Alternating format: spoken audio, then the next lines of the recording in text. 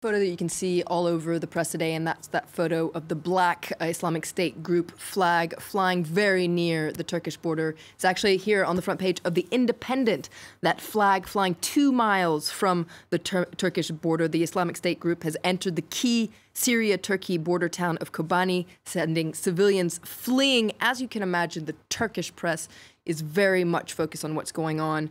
You can see this photo on the front page of Hurriyet Daily News, those Turkish army tanks that have taken up position along the border. And you can see there it says that NATO is reassuring Turkey. The NATO military alliance will take action to protect Turkey, which is a key member if needed. That is a promise that the NATO Secretary General Jens Stoltenberg made yesterday. As you're talking there, Flo, actually, it's just coming in fresh airstrikes on jihadist positions around Kobani, and the papers are focusing on the effectiveness of those strikes. That's right, and a lot of papers are actually, well, Western papers are quite disappointed in the effectiveness of those airstrikes. Let's take a look at an article in the Wall Street Journal today, which focuses on the fact that extremists are proving to be quite resilient to these U.S.-led airstrikes. So far, they're as effective as a pinprick, according to a lot of papers.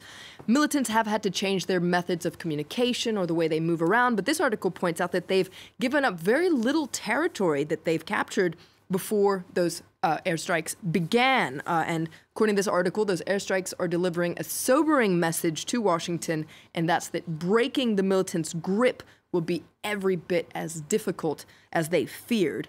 I also pulled out a very interesting article in The Guardian today by Jonathan Powell. He was a senior advisor to Tony Blair, also the chief negotiator of the Northern Ireland peace talk.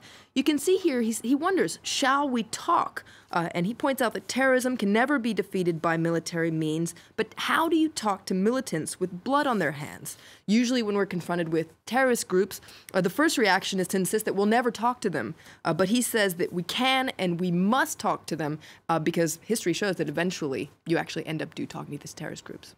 Different story now in the papers, getting a lot of attention. Spanish nurse testing positive for Ebola, believed to be the first case, isn't it, Flo, of somebody contracting the disease outside of Africa? Absolutely. A lot of alarm in the Spanish press, as you can imagine. First of all, take a look at this article in El País. It talks about the emergency plan that's being set up in Madrid for this first case of Ebola outside Africa. So this nurse had reportedly treated 2 Spanish missionaries who died of the disease after being flown home. Officials say the patient's husband is being monitored, as well as 30 medical workers, and a list is being compiled of everyone who's been in contact with the woman. El Mundo, in its editorial, says authorities really need to investigate whether the Ebola protocol failed in this case. It's normal to be concerned, says El Mundo, but it points out that this is no time to panic. Now, meanwhile, papers are continuing to focus on the first person diagnosed with Ebola in the U.S. Even China Daily here is focusing on it. And according to officials, Thomas Eric Duncan, you can see a photo of him there, is fighting for his life and being treated with experimental medication. Another U.S. story, lots of focus on the Supreme Court's decision. This is to reject appeals against gay marriage in 5 U.S. states. That's right. Lots of surprise in the U.S. media for this move, or rather this lack of move by the U.S. Supreme Court. It caught a lot of people off guard in Indiana, Oklahoma, Utah, Virginia, and Wisconsin. And you can see the New York Times here saying that, well, gay couples rushed to get married, and there was a lot of exultation in those states, but also it's likely to extend to 6 other states whose appeals depend on this appeals. Now, if you're a little bit confused by the situation, Slate has drawn together a guide, actually, to explain gay marriage in the United States, and you can see there's this very useful map where you can see where gay marriage is legal, that's in blue, where gay marriage is illegal, that's in yellow, and where, well, it's kind of in between, so that's light blue there. And now, a lot of papers are, well, liberal papers especially, are applauding the Supreme Court's decision. You can see here, one step closer to marriage equality. This is the editorial in the New York Times. So same-sex couples will soon be able to marry in 30 states and Washington, D.C. Same-sex marriage is among the most important civil rights issue of our time, says the New York Times.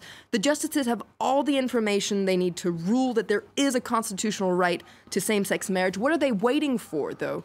And that is also what Slate says. It's a little bit critical of the roundabout way that the Supreme Court is dealing with the gay marriage debate. You can see here it talks about the right outcome for the wrong reasons. The Supreme Court is missing its moment to lead on gay marriage, according to Slate. When is it going to make that move? Flo Vilmano, looking at the international papers. Thanks very much.